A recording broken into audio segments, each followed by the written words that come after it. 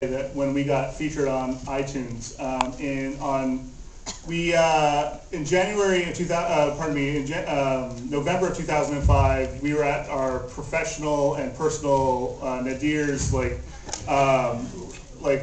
My mom wanted me to get a real job, and we'd been working on this ninja-based script about ninjas living in Orange County, California, and it was with kind of the premise of everyone has a latent desire to become ninjas, but ninjas really just want to become regular people. And so, and it was animated, and it was fun, and it was a great 100-page script that had 18 episodes, for the internet. And the problem was that we couldn't animate or draw, and that was kind of a hindering factor.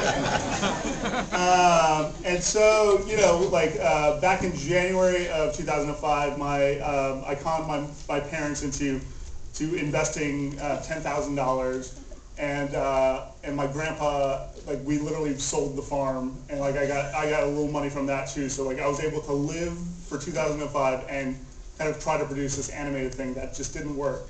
And my partner, my writing partner, Douglas Sarine, kept saying to me, "Isn't there just a way we can do this for free with just the two of us?" And I was like, "No, there is not," because the script was very ambitious, and people were getting killed in the kitchen and at the design studios, and everywhere, blood, in a hilarious way. So we couldn't do it. But then, so we were at this lowest point. It was right before Thanksgiving, and I said, okay, here's what we'll do. I'll open up a Gmail account. We'll pick a ninja that that's right in the middle of our organization. That's neither the best ninja nor the worst, but just a ninja, and we will open up questions to the world to that. And so I was involved in a small social network, and I just said, hey, if you have questions for a ninja, ask them. And we got several, and we were and our rules were thus. It was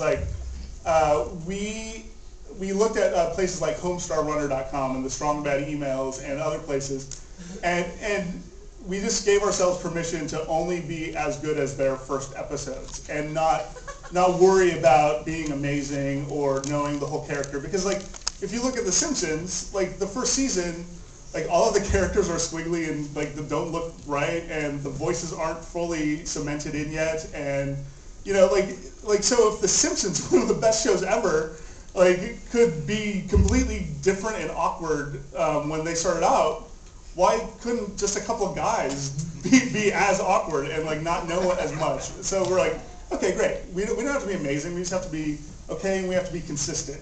And then the other rules were, so we learned our lessons from the animated thing and other projects of doing stuff for no money with large groups of people quickly is not only financially taxing, but emotionally draining on you. And so the rules were, what can two people do with all of the resources at hand, which were namely a broken camcorder, two crappy apartments, and two people with an old laptop? What can that do to make a show? And the answer was, someone can sit in that chair and we can answer questions. And so I stole the editing style from VH1's, the I Love the 80s, I Love the 90s, Best Week Ever, where they don't have any coverage. They just shoot with one camera, and then to fake coverage, they zoom in and then they turn it. And I was like, great, we'll do that. And because our first episode we shot with two camera angles, and I was like, look,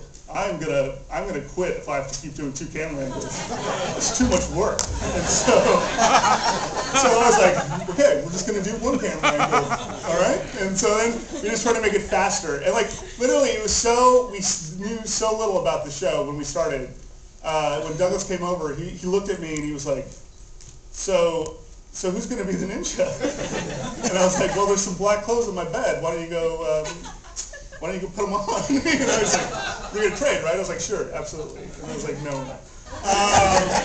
So that's how it happened. And we shot a couple episodes in 45 minutes. We were very cavalier about the first shoot, very cavalier about the second shoot. And then, so by January, so that was in November 2005, and then in January 2006, I said, okay, I'm going to register AskANinja.com.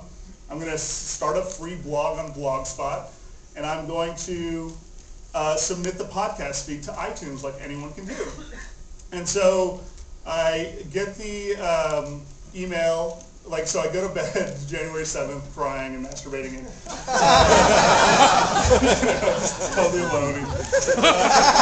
I drive down to Orange County to do my laundry and get food from my mother again. And then I get an email, from the automated email saying, hey, you've been accepted to iTunes directory. And then right after that saying, we would like to feature you on iTunes, but you do not have a logo. We can only feature podcasts with logos. And I was like, oh my God! Like, I freaked out. I knew this was huge. And so my mother was like, you need to calm down. If you get in an accident driving back, it's not going to, nothing's going to get featured then. You're right. So I just was trying to breathe out. And then I created the logo, and that's still the same logo we use, basically, the thinking thing.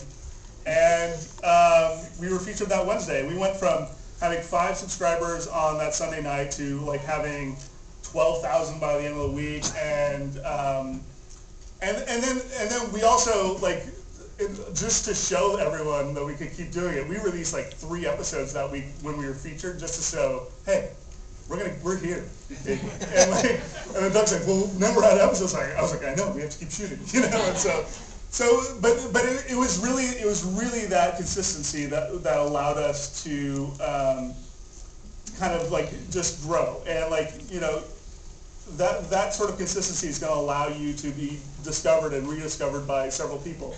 Like, a lot of people will have one viral smash hit, and then they'll just peter out because like they weren't expecting it and they weren't built to do it again. And if you need a big crew to realize your vision, there's nothing wrong with that, but you should at least plan to shoot 4 or 5 or 6 episodes when you have that crew together. And and then so over time we've experimented with advertising, and we've been really happy with Federated Media over the last year with our ad format, where we've got kind of an integrated pre-roll into the title sequence, and then we've got a mid-roll towards the end with like additional jokes afterwards, and and we sell DVDs and T-shirts and all that sort of stuff. And can I just ask, because I've